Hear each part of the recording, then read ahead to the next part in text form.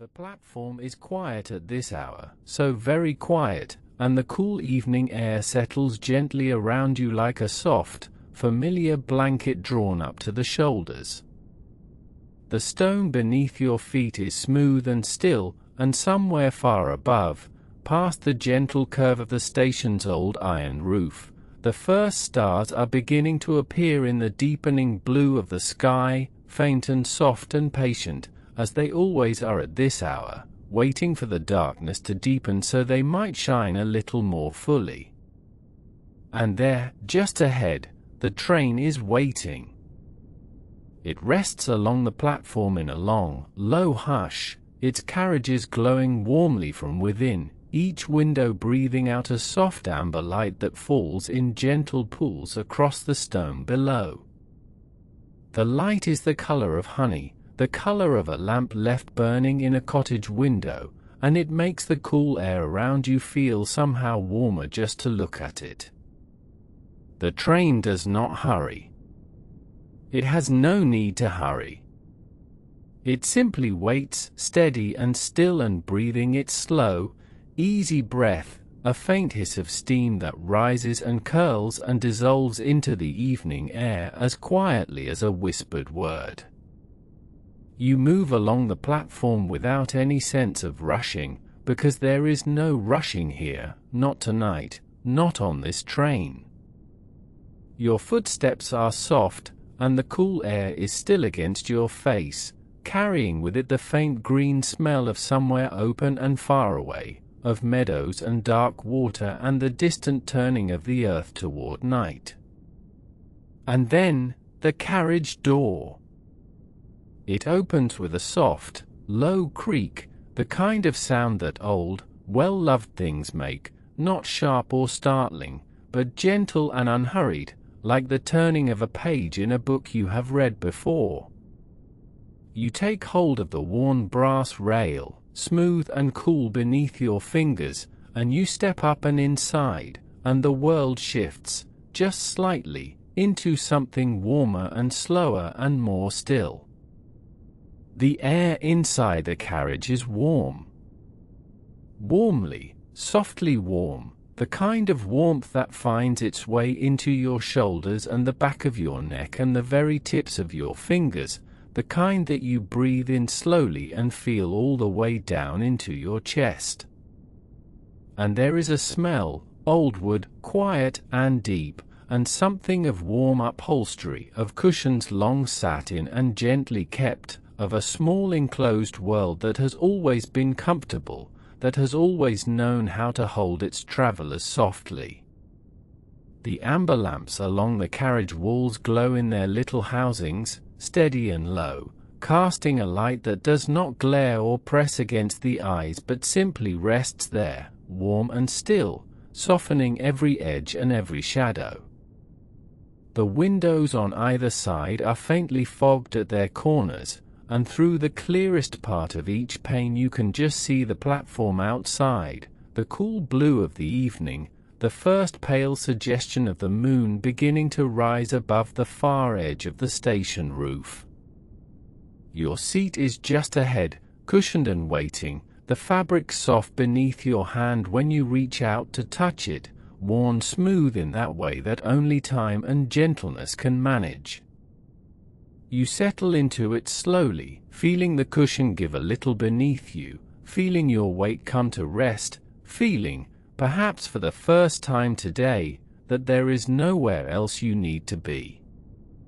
The carriage door closes behind you with a soft, final sound, and the warmth closes around you completely. Outside, the platform begins to slip away. There is no lurch, no sudden movement.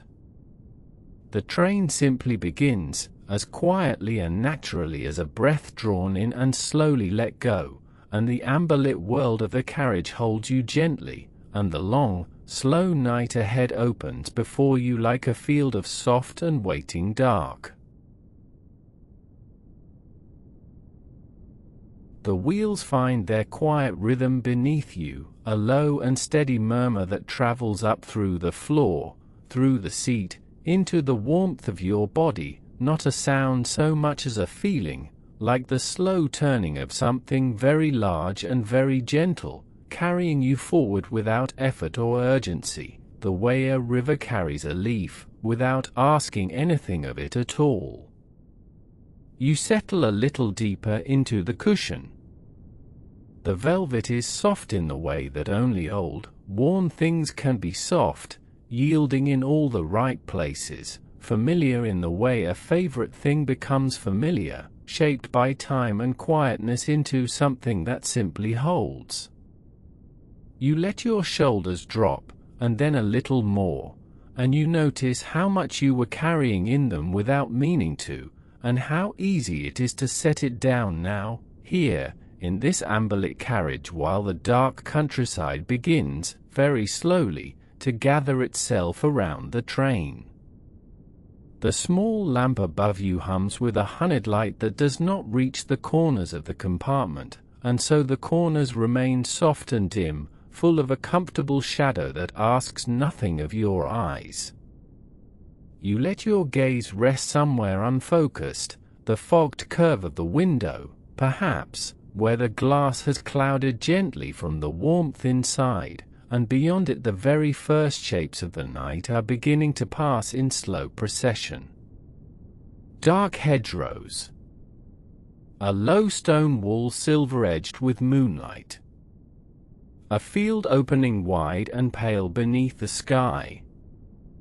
The train breathes around you. That is the only word for it, breathes. The faint creak of the carriage, the soft sway that comes and goes like the chest rising and falling of something at rest, the hiss of air moving quietly along the corridors. Everything in motion, and yet everything still. It is a stillness inside the motion, a quietness carried along inside the sound, and your body understands it even if your mind has not quite caught up yet. Your body is already beginning to believe in the night, in the long and unhurried passage through it, in the fact that there is nowhere to be but here, and nothing to do but be carried. Your hands rest in your lap, or against the armrest, and you can feel the faint warmth in your own palms, and the softness of the velvet just beneath your fingertips if you let them rest there without pressing, just touching, the way you might rest a hand on still water without disturbing it. The lamp throws a gentle pattern across the ceiling, a wash of amber that shifts almost imperceptibly as the carriage sways, and watching it, or not quite watching it, simply letting it exist in the upper edge of your vision, is a very easy thing to do. The meadows are beginning now in earnest outside the fogged glass. You can sense them more than see them, wide and silver under the moon, stretching out in all directions into a softness that has no edges, no urgency, no end. Trees appear and drift away again, dark and slow, their branches held up against the indigo sky the way sleeping things hold their arms, loosely, without intention. A farmhouse passes in the far distance, a single warm window like a low star, and then it is gone, and the fields open again, and the moon is very steady above it all, and the train moves on through the middle of everything, quiet and unhurried and sure. You breathe out slowly. The carriage rocks, just a little. The lamp glows on. Somewhere deeper in the train, very faint and very far away, there is a soft sound, the almost nothing of the wheels on the track, counting out the miles in a low and lulling cadence, each one the same as the last, each one drawing the next gently behind it, patient and even and slow, like a hand smoothing something down, again and again, until it is perfectly, quietly still. And somewhere behind you now, the town has grown very small. You did not notice exactly when it happened, that is the gentle way of it, only that at some point the street lamps began to arrive less often at the window, one and then a pause, and then another, spaced a little farther apart each time, like the last few words of a sentence spoken slowly by someone growing drowsy. And then one lamp drifted past in its warm orange glow, and there was a long quiet after it, and then there were no more. The last rooftop passed without ceremony. A gentle slope of dark tiles, a chimney standing very still against the deep blue of the sky, and then trees, and then open land, and the town was simply gone. Not lost, only left behind, the way a breath is left behind when the next one comes, softly and without effort. Now there is only the countryside, wide and patient and silver with moonlight. The fields out there are very still. They stretch away from the tracks in long, slow rolls, the grass lying flat and quiet under the moon, the whole of it touched with that particular pale brightness that only comes at this hour, neither white nor grey but something between the two, something without a good name, something that belongs only to nights like this one. Here and there a dark copse of trees gathers at the edge of a field, standing close together the way old things stand, unhurried and unbothered, their branches barely moving in whatever small wind there is out in the dark. The train moves through all of it so gently. You can feel the rails beneath you in the soles of your feet, in the soft weight of your body where it rests and settles. The rhythm is very even now, very established, that low and patient counting of the wheels over the joins in the track, each small sound arriving just where you expect it to, just when you expect it, so that after a little while you stop expecting it at all and simply receive it, the way you receive the sound of rain on a roof or the slow tick of a clock in a warm room, present and familiar and quietly good. The carriage sways the smallest amount, just enough to feel it. A slow lean to one side, and then a slow lean to the other, and then the first again, and the motion is so gradual, so continuous and unhurried, that it begins to feel less like movement and more like breathing, the deep, even breathing of something very large and very calm, and you simply resting inside of it. The amber light above holds steady. It is a soft light, the kind that asks nothing of your eyes, that does not make you feel awake or alert but only warm, only comfortable, only here.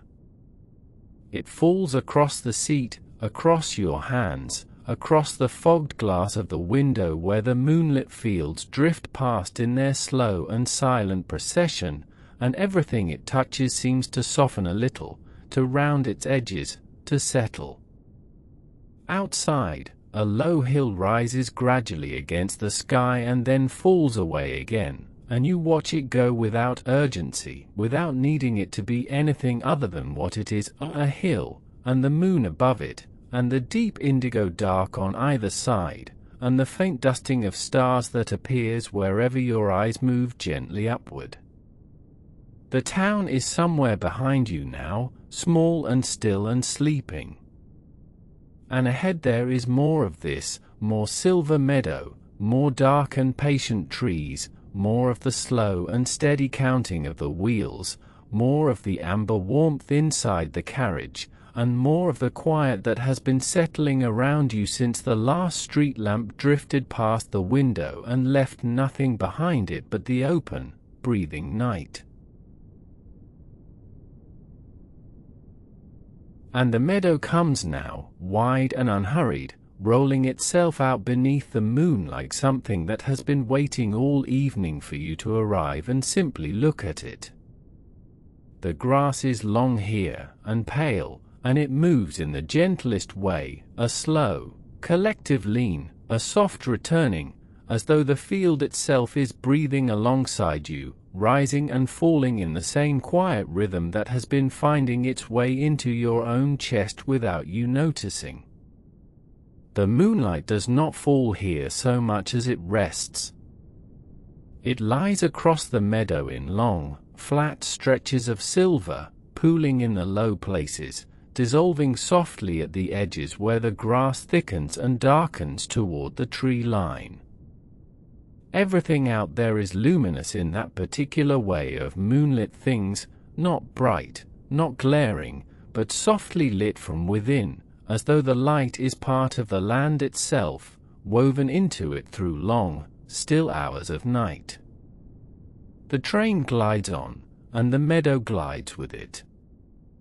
You are warm inside the amber carriage, and the glass beside you holds a faint fog at its edges where the cool night presses close against the warmth you carry with you. You watch the silver world pass by, and it asks nothing of you. It only drifts, slow and generous, offering itself without urgency, without end. There is a farmhouse, just for a moment. A low, dark shape sitting quietly at the edge of a field, its windows unlit, its walls holding the moonlight softly. A fence runs alongside it, and beyond the fence a tree stands alone, its branches still, its shape patient and familiar in the way that trees at night always seem patient and familiar. The farmhouse passes behind you and is gone, and the meadow opens again, wider than before, and you let it fill the window. Somewhere out there, though you cannot quite see it yet, there is an orchard.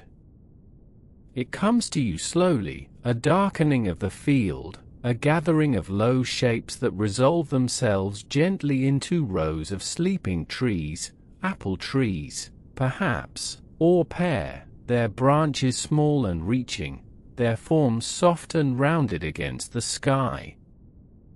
They stand together in their quiet rows, resting through the night the way that growing things rest, deeply and without concern. The orchard holds its stillness as the train passes by, and the trees do not stir, and soon they are behind you too, folded back into the dark. The meadow returns, and now there is a pond. It appears without ceremony, a smooth, dark oval lying flat among the grass, and in it, without wavering, without distortion, a moon. A whole and perfect moon, reflected there in the still water as though the sky has left a copy of itself on the ground for the night, for safekeeping. You pass it slowly, and for a moment there are two moons, one above and one below, both of them silver, both of them calm, both of them held in this long and gentle night. And then the grass closes around the pond, and the reflection is gone, and there is only the one moon again, high above, and the meadow stretching on beneath it. Your breathing has slowed. It slowed some time back, perhaps when the farmhouse passed, perhaps even before that, and you may not have noticed, but it has, and it is slower still now, soft and even, moving in and out without effort, the way breathing moves when everything is safe and warm and there is nowhere at all to be. The train carries you on through the wide silver world, and the grass sways, and the moon keeps its long watch above the fields, and the amber light holds you here inside the carriage, and there is more meadow ahead, there is always, gently, just a little more meadow ahead, unfolding in the dark with all the patience of a night that is in no hurry to become morning. And beneath all of it, beneath the meadow and the moon and the soft amber glow that rests so gently on your hands, your lap, the quiet folds of your coat, beneath all of it there is the sound. There is always, here on this train, the sound. It is not loud. It was never loud. It is more like something you feel in the soles of your feet, in the small of your back where you rest against the seat, a low and patient rhythm that the wheels have been keeping since long before you noticed it, and will keep long after you have stopped noticing it again. a soft clatter, and then a hum, and then the clatter once more, steady, unhurried, like the breathing of something very large and very calm that has carried people through the night for a great many years and knows, without needing to think about it, exactly what it is doing. Da-dum. Da-dum. The rails receive the wheels, and the wheels move on, and the sound comes again, just the same as before, just as soft, just as even and low. It does not ask anything of you. It makes no demands. It simply continues, the way that rivers continue, the way that breathing continues, the way that the night itself continues, one moment easing into the next without any gap, without any effort, without any need for you to help it along. You do not have to hold anything together right now. The train is doing that. The track is doing that. The long, patient miles are doing that, spooling out behind the train like thread from a spool that no one is in a hurry to empty. Da-dum. Da-dum. The window is fogged a little at its edges, and the amber lamp above the seat throws its small and comfortable light down over everything, and somewhere further along the carriage there is the faintest creak of wood settling, the softest breath of the train adjusting itself as it leans, very gently, into a long and easy curve. You feel the curve more than you see it. The meadow tilts a degree or two, the moon shifts slightly in the upper corner of the glass, and then the train straightens again, and the fields come back to where they were, silver and wide and perfectly still, and the rhythm of the wheels finds itself again without any trouble at all.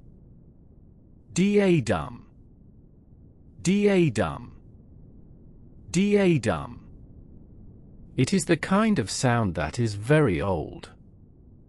Long before you were here, other people sat in carriages like this one, resting their heads against the glass or against the high back of a seat, and they heard this same low rhythm and felt themselves grow heavy with it, felt the thoughts that had seemed so important earlier in the day begin to soften and separate and drift away like breath in cold air.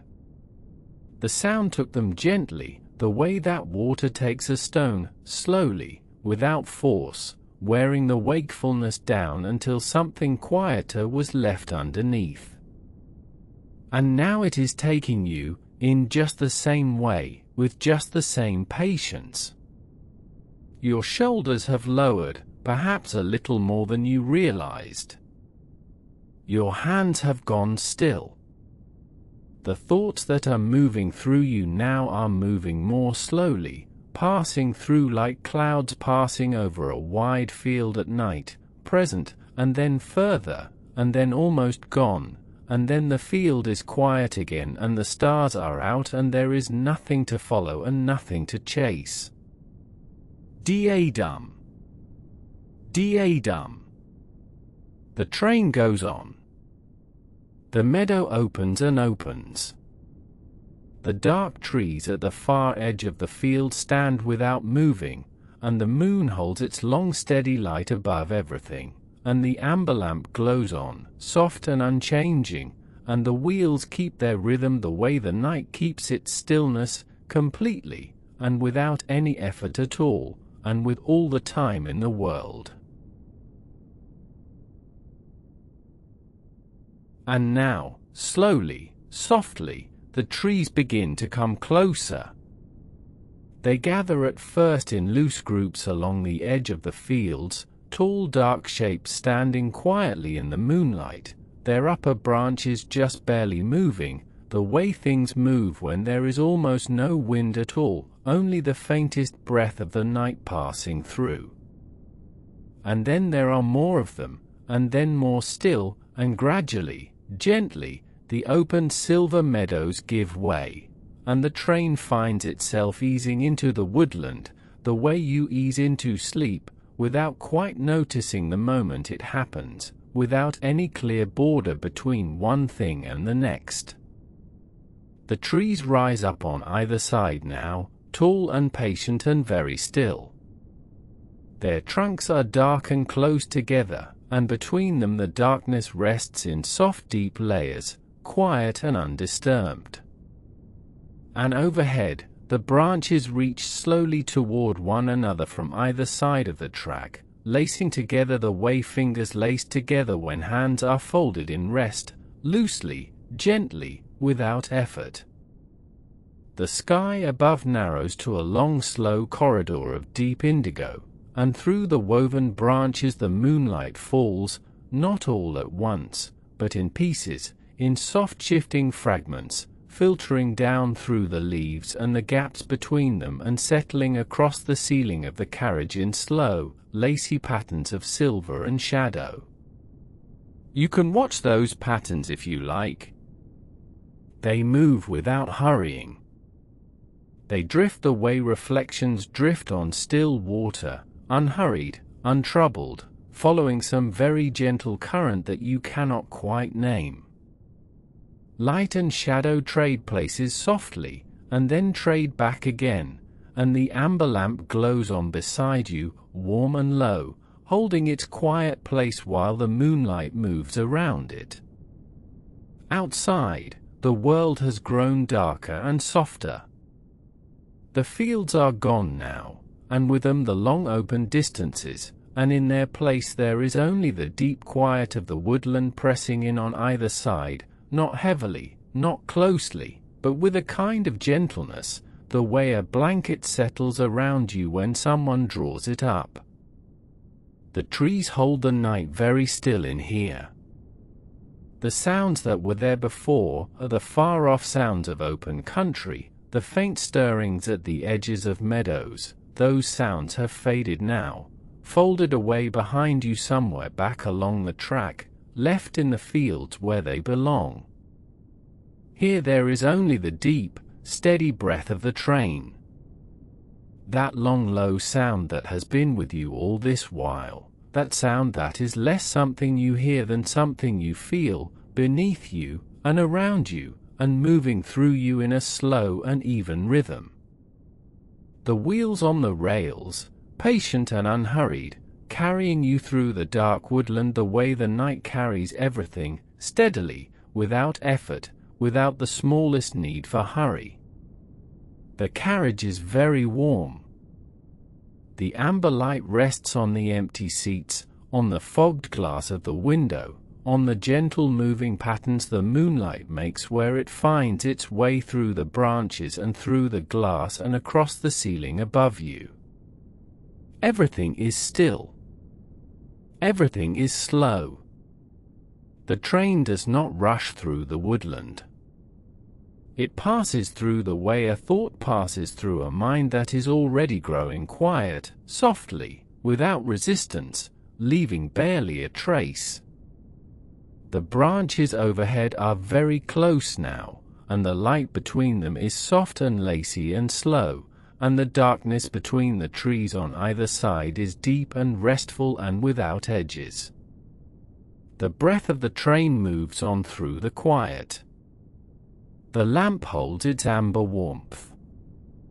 The patterns on the ceiling shift and settle, as gently as breathing, as slowly as the night moving through the branches, as quietly as everything, now, is quiet, without effort, and without end, and with all the stillness in the world. And then, so softly that you might almost not notice, the darkness outside begins to change. The open meadows, those wide silver fields that have been keeping you company through the long quiet miles, begin to draw in a little closer, and the shapes along the window shift in the gentlest of ways. A low stone wall appears first, running alongside the track the way an old friend might walk beside you without needing to say a word. And then another wall. And the suggestion of a lane, narrow and pale in the moonlight, winding away between hedgerows into somewhere small and sleeping. The village comes to you the way sleep itself comes, without announcement, without effort, simply there and then here, as if it had always been. Stone cottages, low and settled into the earth, their rooftops silver dark under the moon. Gardens folded into themselves for the night, the shapes of them soft and rounded, shrubs and climbing things gone still and quiet as held breath. A gate standing just slightly open on its latch, the way a gate will stand when whoever passed through it last came home hours ago and the night has long since grown comfortable around them. A chimney holding the ghost of warmth in the curl of pale smoke barely rising, barely moving, dissolving upward into the deep indigo of the sky. And a single lamp. Somewhere in the village, one amber window holds its light. It is only a small light, and it is still, and from this distance, from behind the gentle fog on the train window, it is only a soft glow, a warmth pressed against the glass of the world. Someone may be reading, nearly at the end of a page, their eyes growing heavy with that particular sweetness of tiredness that comes late in the evening. Or perhaps the lamp was simply left burning, tended by no one now, only keeping its faithful amber promise to the darkness while the whole household breathes in slow and settled sleep. It does not matter, really. The lamp is warm. The window is still. The village holds itself in that deep and comfortable quiet that only small places know, where the night is familiar and the dark is not an absence but a presence, something lived with, something trusted, something that has arrived again as it always does and settled over everything as gently as a hand smoothing a blanket. The train glides on, and the cottages pass, one by one, without hurry, each one a soft shape behind its garden, each one closed and still and resting, and the lane falls behind, and the gate, and the chimney, and the single amber window drawing slowly away until it is only a warmth at the edge of the glass, and then a memory of warmth, and then only the dark and the moonlit meadow returning, wide and breathing and silver still, as though the village were a dream folded quietly back into the night. The open countryside comes around you again. The long grasses move in the faintest passage of air. The trees stand at their patient distances, their dark crowns barely swaying, barely whispering, keeping the slow and ancient counsel of trees in the deep of the night. The stars hold their places in the indigo above, distant and unwavering, scattered like the softest light imaginable across the whole quiet breadth of the sky. And the train moves on, and the lamp inside the carriage holds its amber warmth, and the window holds its soft fog, and the ceiling holds its gentle shifting patterns, and everything is as it was and as it is and as it continues to be, unhurried and untroubled and rocking with that slow, lulling rhythm that asks nothing of you at all. The village is behind you now, folded into the night, sleeping its deep and contented sleep. And the meadows open onward, soft and wide and endless, carrying you forward into the quiet, into the stillness, into the long and restful dark. And somewhere in that long and restful dark, the little lamp above you has grown softer, or so it seems. You are not quite sure when it happened, only that the light in the compartment feels different now, gentler, as though it has drawn a thin veil of warmth across itself, blurring at its edges the way a candle blurs when your eyes have grown too comfortable to hold things sharply. The amber glow pools in the corners of the seat cushion, rests along the curve of the window frame, settles like something breathing slowly across the ceiling above you. It does not flicker. It simply softens, and softens again, the way all good things do when the night has grown deep enough. The rocking of the carriage is familiar to you now. It has become a part of you, the way your own breathing is a part of you, steady and unconsidered, present without asking to be noticed. The wheels below turn and turn against the rails, and the sound they make is low and continuous, a long slow murmur that has no beginning you can find and no end you need to look for. It is simply there, beneath everything, beneath the soft amber light and the fogged glass and the deep blue dark pressing gently at the window, a rhythm as old and natural as the tides, carrying you without effort, without asking anything of you at all. Your body understands this rocking now. Your shoulders have released whatever they were holding. Your hands lie open and still. There is a heaviness that has settled into your limbs, not an unpleasant heaviness, but the soft and welcome kind that comes when the body finally trusts that it does not need to be ready for anything. The seat holds you. The carriage holds you. The long slow night holds you, and it is patient, and it is kind, and it asks only that you rest. Outside, through the fogged glass, the meadows continue on. You can sense them more than see them now, those wide silver fields rolling gently beneath the moon, the grasses moving in some imperceptible breath of wind, the darkness between the distant trees thick and soft as velvet. The countryside is not empty. It is full of quiet things, of small sleeping animals curled beneath hedgerows, of still ponds holding the moon in perfect silence, of old trees whose roots go down and down into the patient earth. Everything out there is resting in its own way, and you are resting too, rocking along through the middle of it all, a warm and amber-lit thing moving gently through a world that has given itself over to the night. The lamp glows on. You may feel your eyes grow heavy around its softness, the light blooming a little at its edges, the way it does when sleep begins to lay its gentle hand across your vision. This is nothing to resist.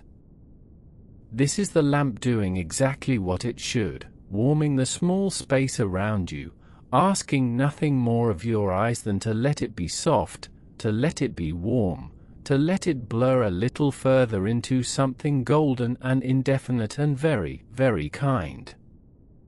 The rocking continues. It will continue.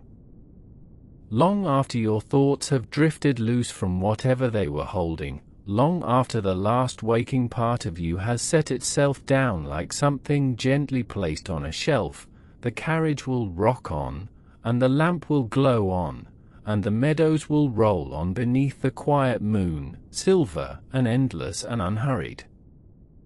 You are on the train. The night is wide around you.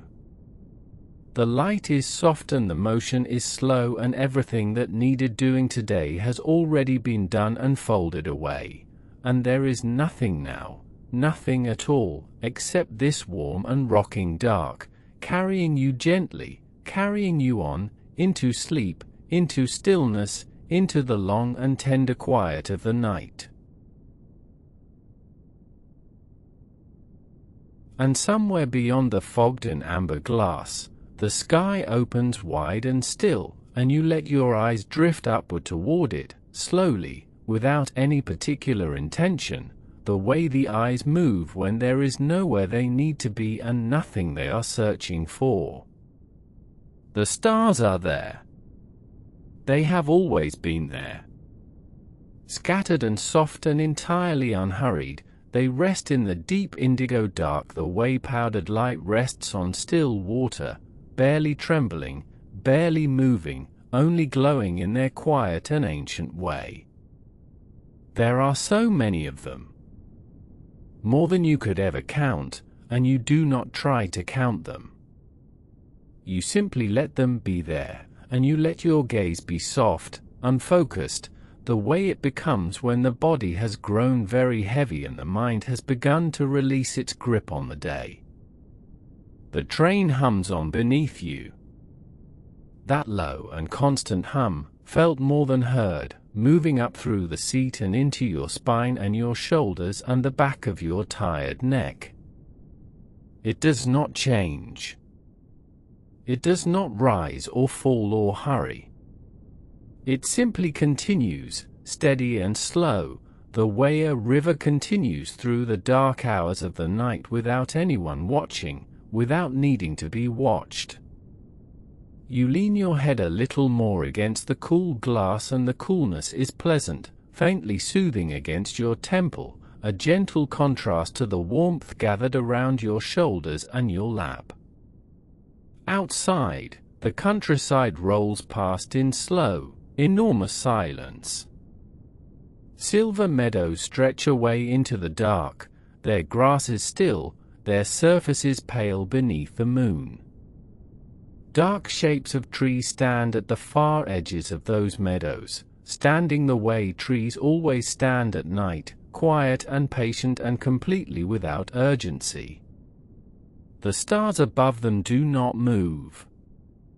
You watch them for a while, or perhaps you only mean to watch them, and your gaze grows softer still, and the distinction between watching and not watching becomes very gentle, very blurred, like the edges of the lamplight where it fades into the shadow of the carriage ceiling above you.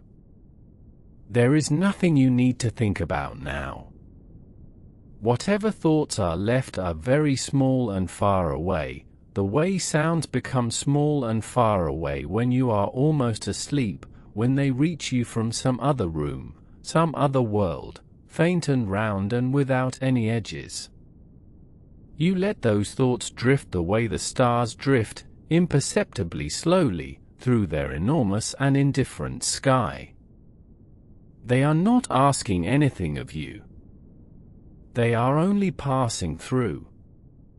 The train takes a long and easy curve through the dark, and the meadows shift and the tree line shifts, and the stars wheel overhead just barely, just gently, rearranging themselves in the faintest of slow arcs, and then everything settles again into stillness.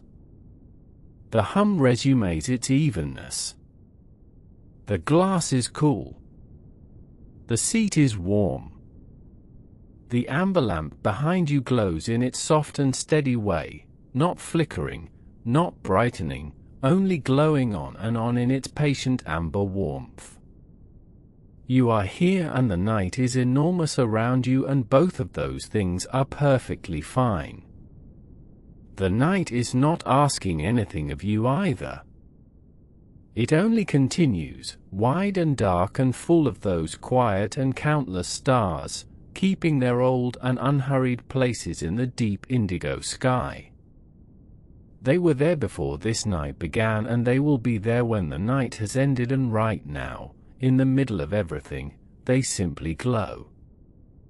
And the train carries you on through the silver meadows and the dark and patient trees, and your breathing slows, and the stars begin to blur at their edges the way all soft things blur when the eyes have grown too heavy to hold them clearly, and the hum of the wheels on the rails becomes a kind of warmth itself, a sound like rest, like stillness, like the very quiet center of the long and endless night. And somewhere in that warmth, in that hum that has become indistinguishable now from the feeling of lying still, the fields outside begin to loosen their edges too, the way the stars have, the way all things loosen when the night has grown deep enough and the body has finally given itself permission to let go of the last small things it was holding. The meadows slide past in long silver sweeps, pale and unhurried, and the dark shapes of the trees at their borders stand softly, not as boundaries but as presences, gentle and undemanding, breathing in their own slow way alongside the train as it carries you forward through the wide and quiet dark. You are not going anywhere, exactly. You are simply going. And there is a difference, in the deepest part of the night, between those two things. To be going somewhere is to arrive, to stop, to step out into a world that asks something of you. But to simply be going is to remain here, in the amber warmth of the carriage, in the soft fold of the seat, in the low and steady music of the wheels finding the rails and the rails receiving them, over and over, the same small sound repeated until it becomes a kind of breathing itself, until you cannot quite tell where the sound ends and your own slow breath begins. The lamplight hums against the fogged window. Outside, the moonlight lays itself across the meadow grass like something poured and settled, like cream, like stillness made visible, and the whole of the countryside rests beneath it without effort, the way sleep rests beneath the surface of a quiet mind, already there, already waiting, soft and patient and available. A field of something pale drifts by, and then a slow dark curve of woodland, and then open sky again, and the stars are still there above it all, still dusted across the deep indigo in their unhurried patterns, though they are soft now, softer than they were, as if the night itself has drawn a thin and gentle gauze across them, not to hide them but to ease them, to make them easier to hold without holding too tightly. The train does not rush. It has never rushed. It moves the way a long exhale moves, the way water moves down a wide and shallow river in the hours before dawn, carrying everything it carries without strain, without urgency, slipping forward through the silver dark because that is simply what it does, because forward and gentle and slow are the only directions this night knows. And you are carried. That is the whole of it. You are carried, and the warmth is around you, and the sound is beneath you, and the light is low and amber and kind, and there is nothing required of you, not even wakefulness, not even the small effort of keeping your thoughts in any particular order. They have already begun to loosen, the thoughts. They drift the way the fog drifts against the glass, the way the moonlight drifts across the meadow, shapeless and unhurried, dissolving into one another at the edges until there are no edges left, until there is only the warm, continuous, unbroken feeling of the night moving softly around you. The rails sing their low note. The fields breathe their silver breath. The stars hold their places in the sky above the sleeping countryside, steady and quiet, and the train carries you gently along beneath them, through the long and seamless dark, through the stillness that goes on and on past every horizon, past every thought, past every last small thing that needed to be set down. And you are set down, too, gently, the way the moonlight is set down on the meadow, the way the night is set down on the world, softly and completely, into rest, into the deep and quiet center of sleep, where the train still hums, somewhere far below, and the stars are still there, somewhere far above, and everything is still.